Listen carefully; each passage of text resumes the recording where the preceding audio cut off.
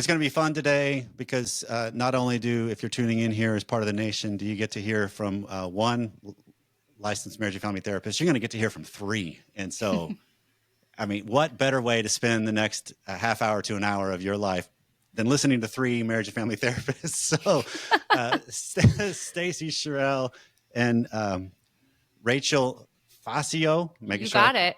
Yes. Okay. They're joining me today from Decoding Couples. They have a podcast, plus they're also fellow MFTs in the field and in the trenches with couples and people trying to just navigate this whole world that gets so complicated and sometimes so easy that is marriage. So, ladies, thanks for joining me today. Thanks for having us. Thank you for having us. And so I'm going to just jump right into the topic because I figured let's just use the time. And so no foreplay. We're just jumping right to the main event. Straight in. I was going to say, that's Stacey's flavor. That's good. Oh, okay. Well, then I'm trying to just keep up with what I'm learning of you two ladies. So reading the room. Okay. So what we come across a lot of times in marriage, because I know you two ladies are married as well. And when it comes to, I have a belief that when you're talking about sex in marriage, you don't have sex by accident. You don't just all of a sudden accidentally start having sex, like whatever's portrayed in the movies. You don't just fall into bed and, whoa, it went seamlessly. Correct. So I'm curious, what are some of the things you keep coming across and seeing and as your viewpoints of how do you transition from normal married life into, as some people would call it, sexy time, if you will? Go ahead, Stace. I was going to say, what a loaded question, just Absolutely. off the bat, right? Like how do we get to A to B? And I think I just want to start by saying that I don't think that there is an A to B. I think that there's a whole alphabet of how people make that transition. And I think that's really important to note. There's not one way to go from your normal selves to your sexy selves. So I want to start off by saying that's good. Yep. I think I was like, well, I'm thinking very literally. So I need a transition. Like what you just said, I need a transition. And I think a lot of couples, especially when you are married for a long time or together for a long time, you're used to being those roles for each other. Like you're used to being husband and wife, mom and dad. I need a transition from those roles to me as a human, not what I do for someone else, not what I earn, not where I show up and, the utility of it. I need a transition into a space that where someone doesn't need something from me, where I'm not kind of clocking in for all my roles or my jobs. And that transition, I think, is, if that is there, sexy time is much more likely to, number one, happen, and number two, be very enjoyable for everyone. Okay. Well, I like that because I think you're talking about the whole idea of margin, right? That what do I do that I have all the different aspects, so there's margin between the different aspects. I think especially as parents too, that's even more important. The expectation of, if you are a working parent, to go from being a professional to then being a mom or a dad, a caretaker in any sort, to then just think you can drop it and switch the flip. Majority of us don't work that way. I would say, if anything, I work more towards that way than I think most of my female friends, to be honest. Okay. Right. That's but fair. that's the range of what Rachel is saying. Like in my dynamic, I actually have the higher libido, which is not typical for most couples coming in. If it's a male-female dynamic, it's a lot of my husband wants it more, or whatever it is. But there's so many different ranges of how it shows up. But I think for most people, having space in those roles, especially parents, is key. Well, and I think that's a fascinating distinction to recognize the idea of there's a difference on how this process unfolds for a higher desire spouse versus the lower desire spouse. And maybe there's overlap actually, because there is a human component to it. But I mean, I always think of things, if anybody's new to the nation, I think of things in terms of high or lower. Neither are right or wrong. Neither are high ground.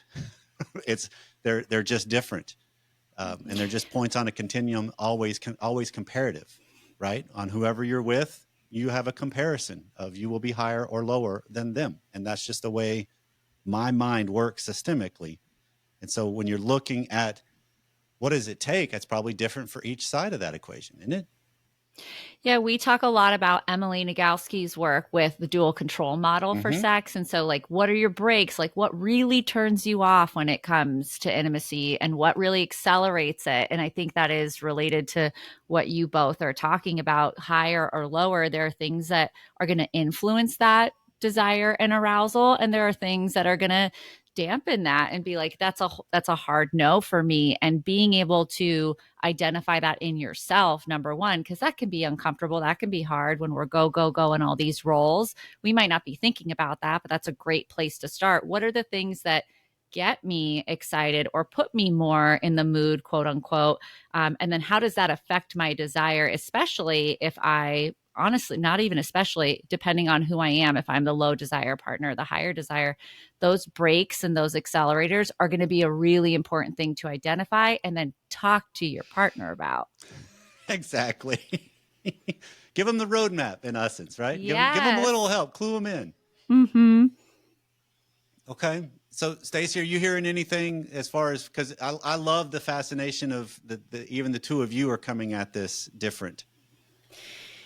Yeah, I mean, I think the second part of what Rachel said is really important. Like, you have to identify it and then you have to talk about it. And I think that that is where we see a lot of couples show up, in our offices that haven't even had a lot of these basic conversations. You have a partner who's trying to initiate when maybe their partner had a very high stress day at work, and if you have the conversations that, like, when work is stressful for me, I can't switch the flip as easy, right? Like, basic information, then you as a partner know that you're probably just not going to be getting right into it that night if the kids go, after dinner when the kids go to bed. It's like, you have to know your partner in order to, I think, increase your success rate of converting into Sure. sexy time. Completion. Mm-hmm. Well, I mean, it is a process, and some people, typically the higher desire, it seems, has a little bit more of, for lack of a better phrase, a scorecard mentality. Mm-hmm. that Yeah. does this culminate in a success, or does it come to a fruition in completion of what I was hoping for and shooting at? Mm-hmm. Let me ask a question then. Do you think the higher desire partner is more sensitive to rejection if they're the one scorecarding and maybe the one initiating more? Like, is that a thing for that part? Because I don't know if that's me, but it just made me think of that kind of back to you guys. Yeah, I think personally, that the higher desire, just because the fact that they are the higher desire for sexual frequency, and again, this is where it gets nuanced, because I could be the higher desire for sexual frequency, but the lower desire for sexual intimacy, Mm-hmm. right? Mm-hmm. And so, because, or erotic, or novel, or insert topic here. And so that's where it gets really, really nuanced, which is, again, same kind of process that Emily Nagoski has of understanding how are you wired, what makes you work and tick. So I think the higher desire, just because of who they are in the continuum, a majority of the responsibility of initiating it falls on their shoulders. And so they'll be more sensitive to if they're rejected. I think that just comes. I try to work with clients to make them realize, whoever the higher desire is, it just comes with the territory. that you're going to have things that will get accepted or rejected, and that's part of what you have to just face, because you want that more than they do. Because the lower desire spouse gets to have as much sex as they want, because they just accept or reject it. Yeah, you said something interesting. Oh, go ahead. No, I was like, what are you mulling over there, Stace? Well, you said something interesting about that the higher desire partner has more of the responsibility to initiate, and I was trying to think of how that settled with me. Like, if I feel if I feel the responsibility to, or if that's just how it naturally happens. Because I'll say some of our fights around sex, of me being the person who is more of the initiator, is that sometimes me being too much of the initiator is what part of that barrier is. So I'm trying to, so then is it my responsibility? Because I have found it's actually more my responsibility to back off in some ways, even though then that leads to probably less frequency than what I would prefer. But taking it on to say, well, I want this, so I'm going to initiate and open myself up for rejection, is part of what pushes my partner away. So again, it's like that nuance of... Absolutely. yeah, there's more vulnerability with it and probably more initiation. But in my dynamic, that actually is not, it's not my responsibility because that creates the barrier. That makes sense? I track you. Yeah, it creates pressure for your partner. Mm-hmm. Fair, but I would also say though the pressure is just inherent because it's not like it's a shock to your husband, your interest level in sex, right? Yeah, I don't think that is what is shocking. Yes, I don't think so. Yeah, it's all right. This is where it's so tricky because there's not a blanket answer of what, No, absolutely not. right, yeah, of what would be considered right or wrong or what works for you. But I do think, yeah, understanding, I guess, that of your partner of is a break, going back to Emily Nagoski, right? Like, is a break to, you know, being intimate with one another. Is it the person with the higher desire consistently initiating? Because we see that also. So understanding the role of initiation is important. Hmm. And I think there's a nuance in that in the initiation aspect too, right? Because Yes. what I find with a lot of different clients and over the history of Sex and Marriage Radio is the higher desire gets tired of seeking or asking because of said rejection, because of how much effort. I mean, and again, I think the nuance becomes how do you get better at being able to just clarify, right? Like a wife that's the lower desire, let's say, for example, and the husband brings it up and she can look at him square in the eye and go, well, how much energy do you have to get me interested? Right. Yes. And if Yes. maybe then he's like, I got all you need. Let's roll. Or maybe he's like, it's been a rough day. How about we table that for later? That's a Yeah. better way to deal with it, which is not, it's still rejection, but it's not the no. Right. So it's, the nuance matters because too often I find the higher desire does the devil's pact, is what I came across this phraseology from Dr. Schnarch, which is the idea of they stop initiating under the belief that the void will be filled in with their lower desires, squashed desire, because my higher desire is squashing theirs, when in reality, the lower desire gets 2 or 3 days of, this is fantastic. And then after 3 or 4 days, they're like, oh, I know they still want it. And they're feeling the pressure, even though they've done nothing to overtly initiate it. But yet the dynamic just gets further ingrained. And that's why I love the framework, because I want people, our message with Sex and Marriage Radio lately has been be a better higher or lower desire. That's the whole goal. Whatever role you play on that continuum, just be better, whatever that looks like for you. I like what you said earlier just now about if the higher desire partner is initiating and maybe the lower desire partner is like, okay, but can you get me there? And the higher desire partner's like, challenge accepted. Mm-hmm. You're reminding, you know, the audience that there's play there, there's movement there, there's energy there. Absolutely. It's not just, hey, let's kind of snuggle after the kids go to sleep, and then your other partner needs to match you there and be there. I think Right. that's such an important thing, that you don't, just because a partner is bringing something up doesn't mean you are expected to meet them at their level. It is consensual in all the ways, but there's so much opportunity to play as long as everyone's willing, and that can get your arousal up, that can Mm-hmm. get your desire up. And I don't know many things are more exciting than someone, you know, me saying, "Oh, I don't know." My partner's like, "Come on, let me maybe get you there." Like I'm my ears are perked up. Like Mm-hmm. I'm a little more interested in this conversation. Makes me think of the foreplay starts outside of the bedroom quote that we like to talk about, right? It's not just what you do in that moment. It's how you're laying the groundwork, how you know Mm-hmm. your partner, how you're wooing them. It's not just transactional for the most part. There's that emotional intimacy and that play with it Mm-hmm. to get you where you want to be. Absolutely. Is that are you referring to Esther Perel's foreplay starts after orgasm? Because you're just setting up the next one whenever it is? Oh, Ooh, no. I don't think I've ever heard that, but we Oh, love no. our girl Esther. We love it. We always say foreplay started yesterday. Well, that works That's too. what I we mean, say. it's a language. We use the terminology of sex as a language. And how do I make it to where I'm a good linguist all the way through Yes. in my marriage? And there's all the facets of it that are going on that you can see it as, you know, as the higher desire in my marriage. I look at it as the move I make with Pam, I don't know when it may actually culminate. And sometimes I have a little bit more of a clock on. I really hope it does sooner rather than later. But a lot of times I've tried to get my mindset of, okay, I just want to keep that there, because then it raises the floor, if you will, in some instances. And then it also makes it to where it's just a little bit easier to transition. Because I'm married to a woman, like you were describing, Rachel, that I can guarantee you, as we're recording this right now, it's not on her mind. We got to ask Pam. Get Pam in here. I wish I could, but it's tax season's getting to ramp up. Yeah, So don't bug her. I know Pam. full Don't well. bother her. Foreplay in tax season is me sending her an Excel spreadsheet of some sort. You know, I got to talk to Pam. I was going to say, that's like Rachel's foreplay too. I'm getting Okay. it's like a little exciting. Oh, well, there you go. But it's recognizing that, okay, I know who I'm with. And so how do I orient accordingly, rather than, why can't you be fill in the blank, which I think that's where a lot of higher desires get caught up in.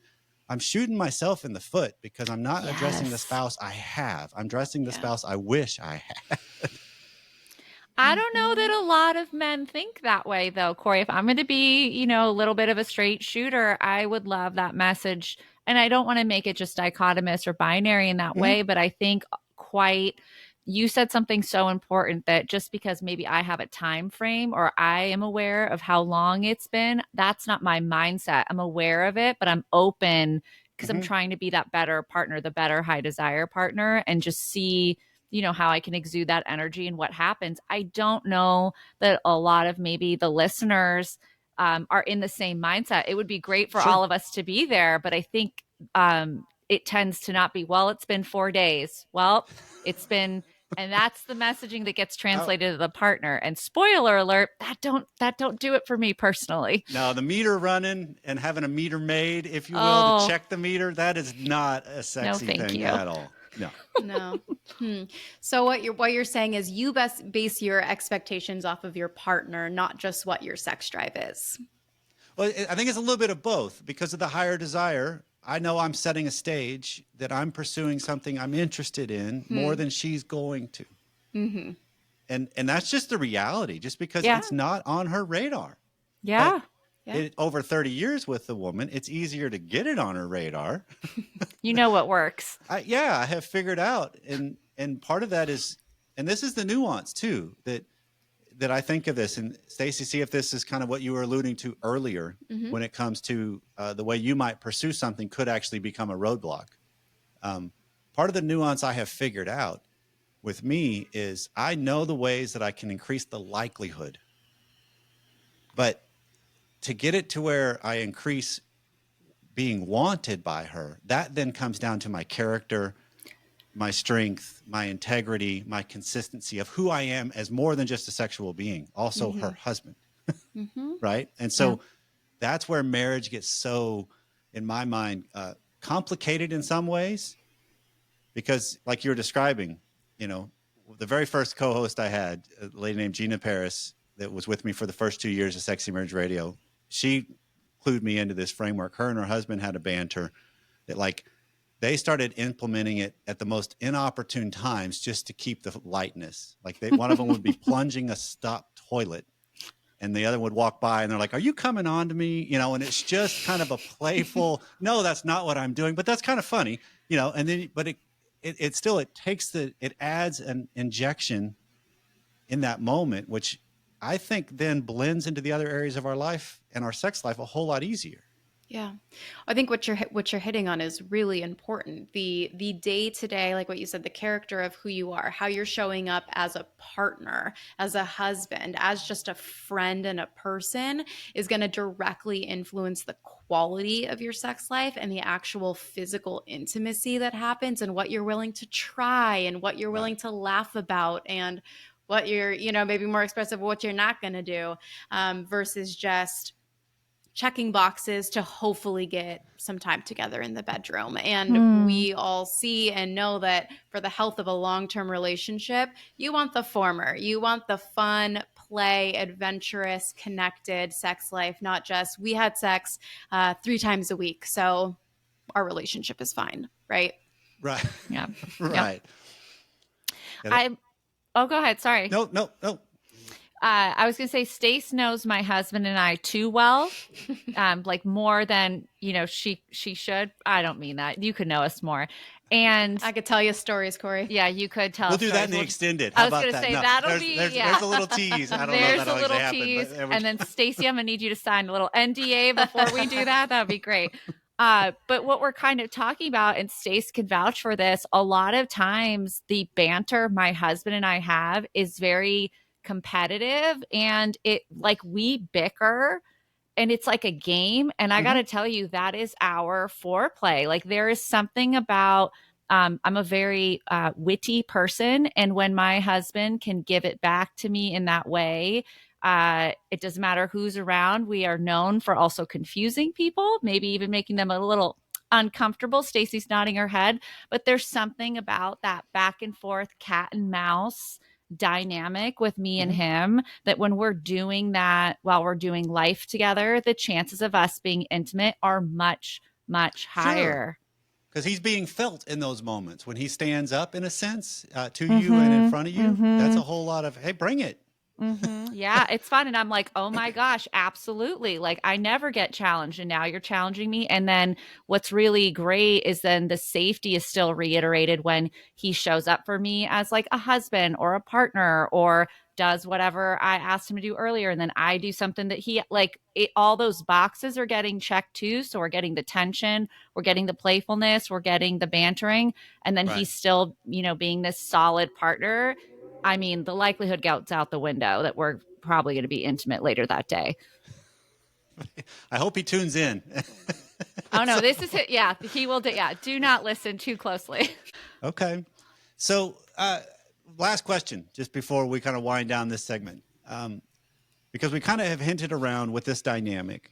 And I'm curious, when you look at this dynamic with the couples that you work with or in your own lives, so however you want to take this, when you're talking about wanting to instigate something sexual, because we've kind of established it takes some intention, it takes some actual action to make it happen.